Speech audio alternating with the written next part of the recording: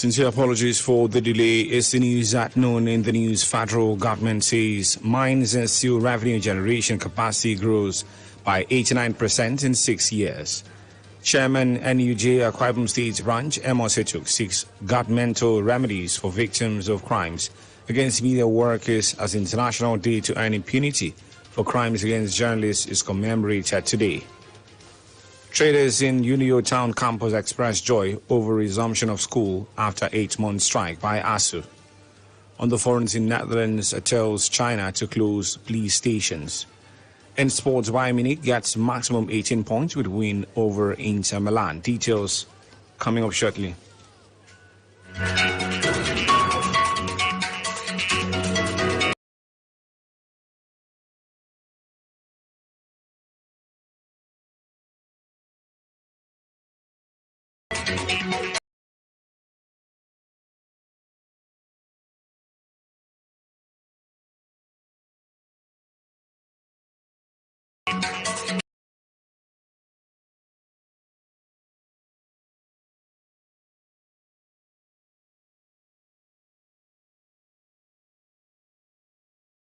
I am Bright James.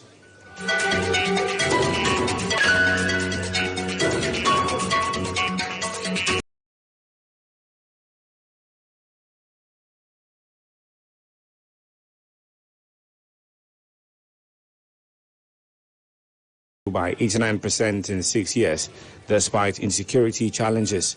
Director General Nigeria Mining Cadastre Office Engineer Simon Kom made the disclosure during a 3-day 6th edition of Mining Week taking place in Abuja. Kom explained that through licensing fees and annual levies, the federal government has made a fortune from the mines and steel sector in recent times. He said with the deployment of state-of-the-art technologies such as the EMC Plus project, a seamless online administration, management of mineral titles received a boost.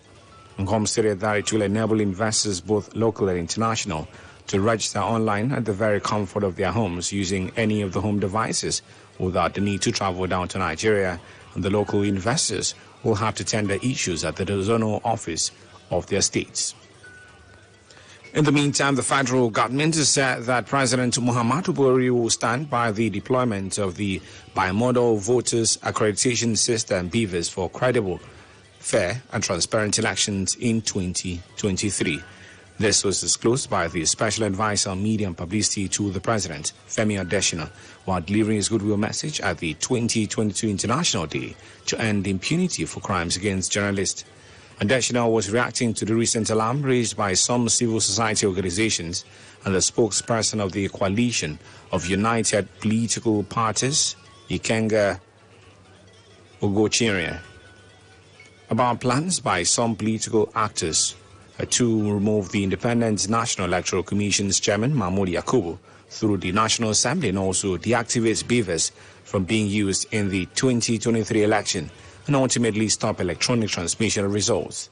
Adesina, however, told the media to trumpet President Buhari's assurance of a free, fair and credible election and ignore those who want to cause confusion in the 2023 general election.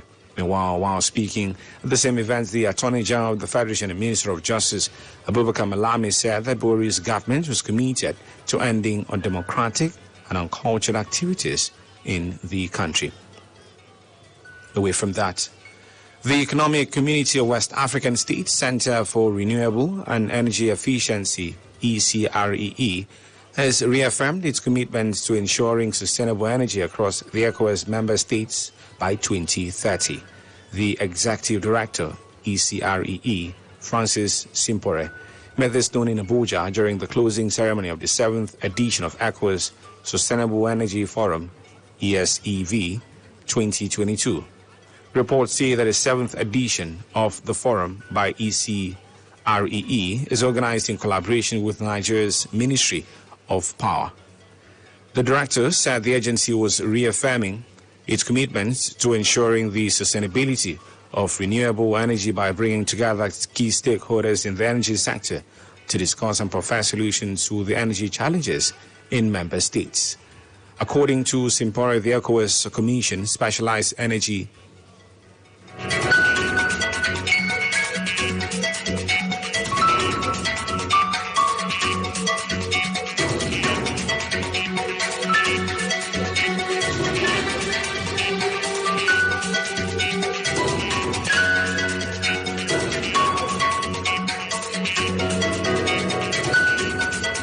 According to Simpora, the ECOWAS Commission specialized energy agency, together with key stakeholders like Ministry of Power, among others, are working tirelessly to address challenges of power.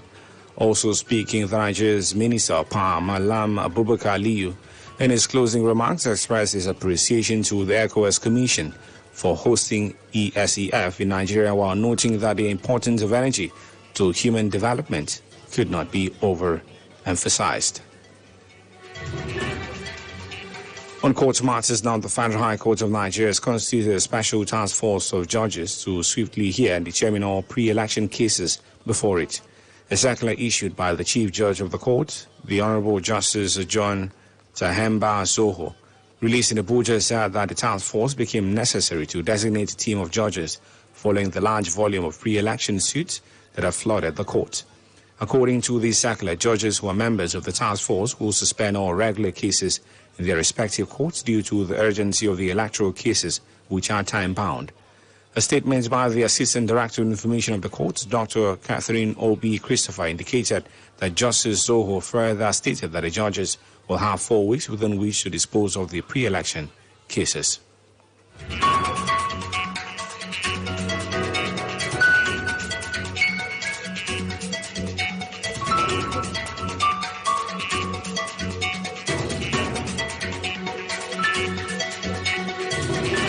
Now, in education, some traders in the University of Uyo Town campus have expressed happiness over the resumption of school after the 8-month strike by the Senior Staff Association of Universities, the Academic Staff Union of Universities, ASU.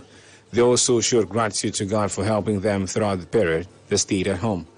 Speaking with the Planet News, the people lamented that it was not easy with them due to the fact that there was no means of survival, noting that while some could not feed, others could not also return due to lack of funds to continue their businesses.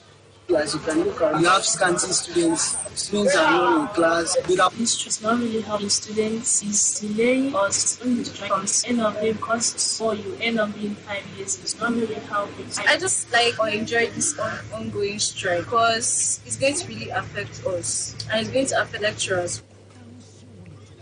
While urging the government to look into the demands of ASU to avoid such repetition, the people further appealed to the government to come to their aid by bringing down the prices of commodities in the market to ensure free flow of businesses. Government is government because government is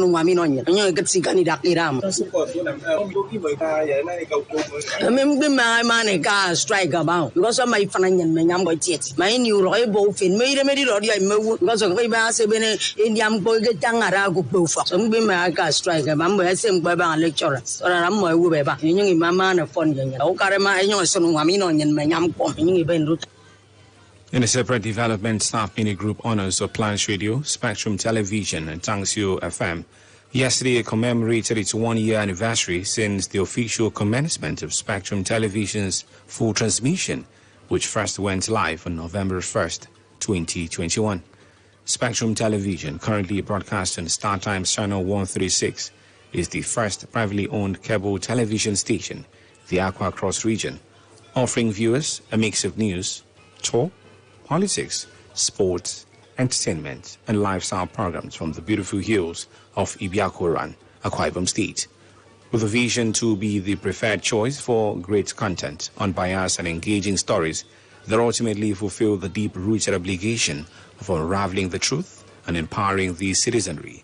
Spectrum TV has as its mission providing world-class solutions that meet individual media needs, broadcasting fresh, relevant, creative, informative, and vibrant content for its teeming viewers.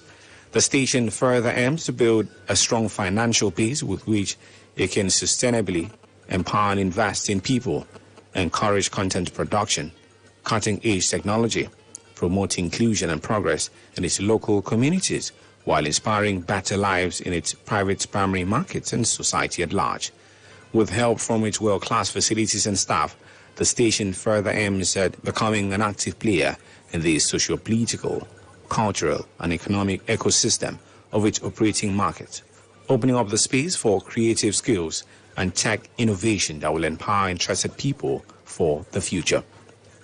To contact Spectrum Television, visit the marketing office at number 2 Taft Plaza Close of Akaitanen Road, Rio, Akwa Ibom State, or send an email to the station through spectrumtvnigeria@gmail.com. You can also visit the station's official website at spectrumtv.ng or call the marketing team and customer care on 0817 648 4700 or 0817 648 4688.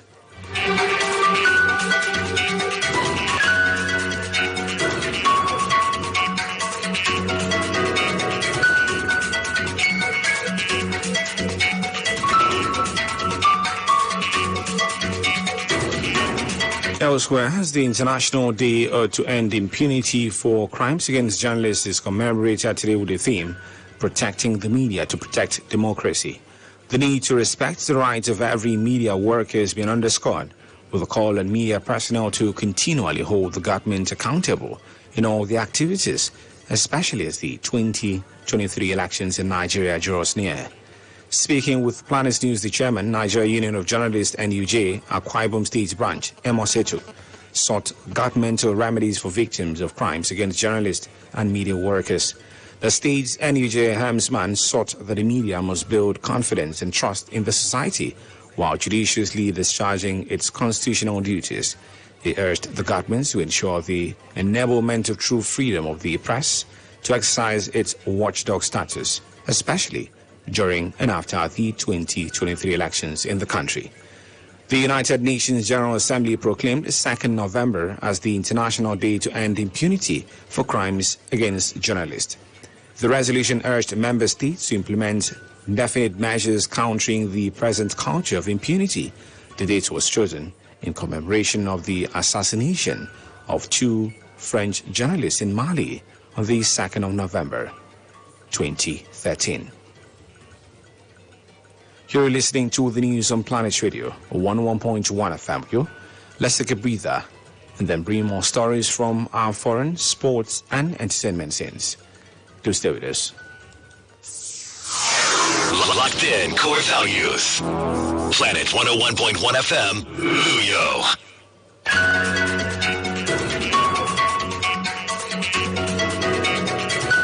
Thanks for staying with us. Now, on the foreign scene, the Dutch government has ordered China to immediately close police stations in the Netherlands, which, according to reports, were used to harass dissidents.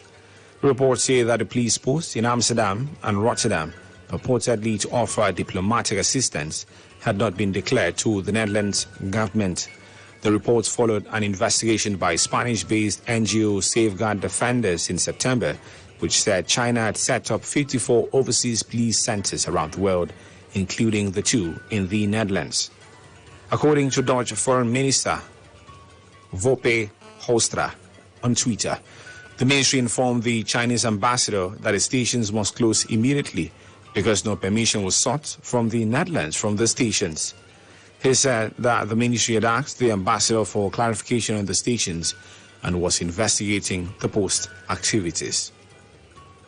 Now to sports, where Eric Maxim Choupo-Moting continued his lethal form up front for Bayern Munich as the German Giants beat Inter Milan 2-0 to complete a perfect record in the Champions League group stage.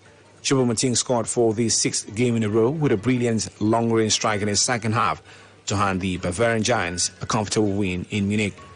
Victory made it 6 wins in 6 games in the group stage for Bayern, the 2nd time in a row and the 3rd time in 4 years they've achieved the feat. Still in sports, the World Athletics has confirmed the qualification of Nigeria's women's 4x100 meters relay and 4x400 meters mixed relay to compete at the World Athletics Guangzhou 23 World Relays earlier scheduled to hold in Budapest, Hungary in August 2023, according to a statement from World Athletics. The event has been postponed to be held between April and May 2025. The 2 relay teams booked their sports in Budapest following the revision of the qualification system by World Athletics. Now, on the entertainment scene, Nigerian singer Wizkid has shown solidarity with his colleague Davido over the sudden death of his 3-year-old son, Ifeanyi. The singer took down a tweet promoting his forthcoming album when news of Ifeanyi's death broke. Recall that on Monday night, the Essence Corona tweeted the release of his highly anticipated album, More Love, Less Ego, for release on November 4th, but deleted it some minutes later after news of Davido's son's death surfaced. It's been the news on Planet Radio, 101.1 FM, but before we go, a quick recap of the major stories.